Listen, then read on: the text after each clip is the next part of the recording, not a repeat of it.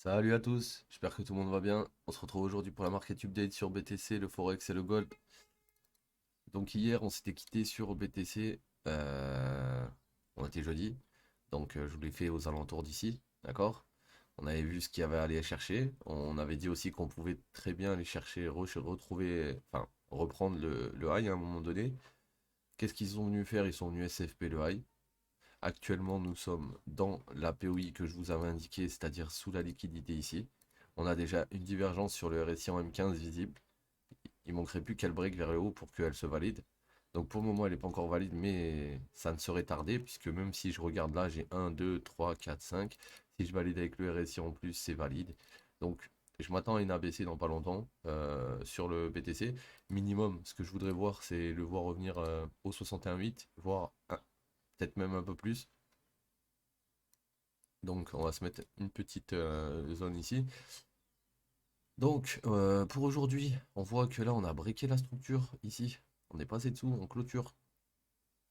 Donc le retest peut être un retest bearish avant de descendre et d'aller beaucoup plus bas. Donc soyez attentifs. On était dans un range, on venait de monter, on a créé un big range pour stabiliser le prix. Ce range, il a duré depuis le 23 juin, donc 21 juin, quasiment un mois qu'on est dedans. Donc là, on vient de sortir par le haut sans clôturé. On vient de chasser la liquidité de tous ceux qui avaient short pendant tout ce mois-là. Et maintenant, on commence à descendre. Donc, soyez attentifs à ce qui va se passer sur le retest. Parce que quand on va retest, si on n'arrive pas à aller plus haut, derrière toute la hauteur que vous voyez, on va la file là. D'accord? Donc, ça pourrait être une très très bonne entrée en short aux alentours des 30 800, 31 000. Si on regarde déjà même dans le passé, ici par exemple, c'est les 61,8, ici c'était une résistance. On est bloqué, on a bloqué dessus et on est redescendu. Et au préalable ici aussi, au préalable ici aussi, ici aussi, ici aussi, ici aussi. Donc c'est une très grosse zone de support résistance ici. Et vu qu'on est passé en dessous, ça serait plus une zone de résistance maintenant. Donc à voir ce que va faire le BTC aux alentours des 30 800, 30 900, 31. Si dans cette zone on a un rejet, attention à ce qui va suivre. Attention à ce qui va suivre. Et dites-vous un truc, c'est que tout ça, je vous ai mis au courant depuis un moment, puisque on était dans ça, en weekly, dans 7 order block, ok? Et dans 7 order block, qu'est-ce qu'on est venu faire? On est venu déjà SFP le high précédent, et on a quasiment pas réussi à passer au-dessus de ces mèches, donc on a été rejeté dans ces mèches. Et là, si tu regardes bien, dans ça, on va aller en, je sais pas moi, 15 minutes.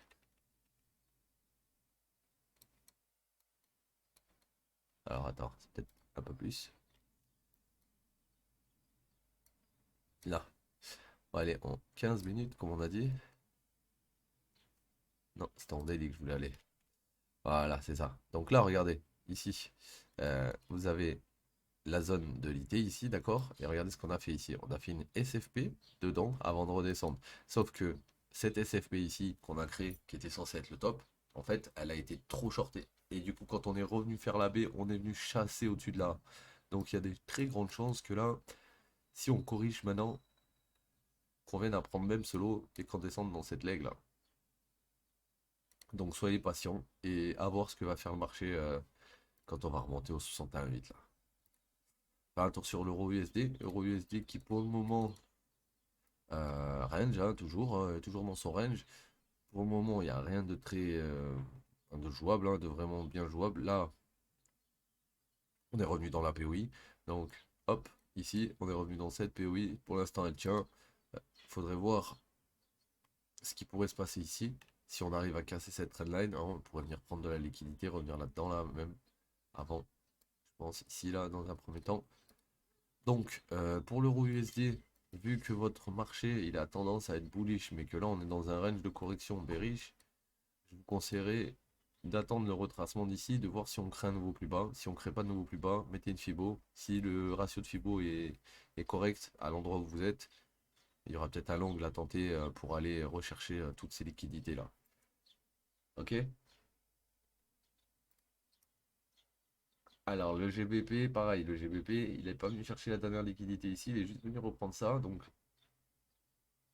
je sais pas s'il va continuer d'aller chercher ses liquidités ou si le fait qu'il est break ici, euh, nous empêchera d'aller plus haut. Donc là, il y a deux possibilités, hein. Soit on est en short zone ici, d'accord? Et dans ces cas-là, on monte ici, puis on recasse le price action et on redescend. Soit en short zone au-dessus, dans tous les cas. Donc, à voir ce qu'il va faire là. On est déjà dans une très bonne zone pour le short si jamais c'était un break, hein, parce qu'on est déjà au-dessus des 61,8, on est à 70%. Donc dans la zone des 70, 79, 88, là, au-dessus de cette liquidité, on pourra avoir une chasse pour ensuite redescendre et aller refiler le lot là, plus et plus bas sûrement. Donc sur le GBP, on est déjà bien haut dans la Fibo inversée, donc faites attention, il risque de retracer dans pas longtemps. Et c'est surtout une fois qu'il aura retracé qu'on voit s'il a créé un nouveau plus bas ou s'il n'a pas créé de nouveau plus bas, qu'on pourra savoir si éventuellement ça pourrait être intéressant de mettre une Fibo comme ça pour voir tac s'il s'arrête là pour repartir. Ok.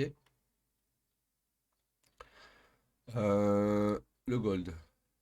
Donc le gold, moi j'avais 5 vagues qui sont descendues. Je m'attendais à une A, B, C qui monte. D'accord.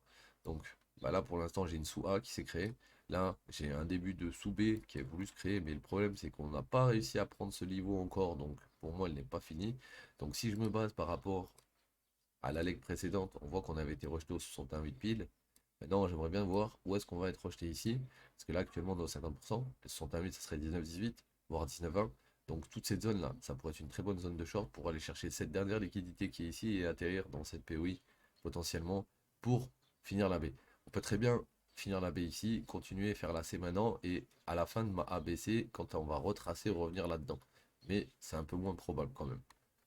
En général, on crée une A, on fait une B qui vient laver toute la A et ensuite on va faire la C. C'est rare qu'on ait une A, qu'on ait une B qui vient pas clean toute la A, donc qui s'arrêterait au-dessus de cette liquidité par exemple, ici.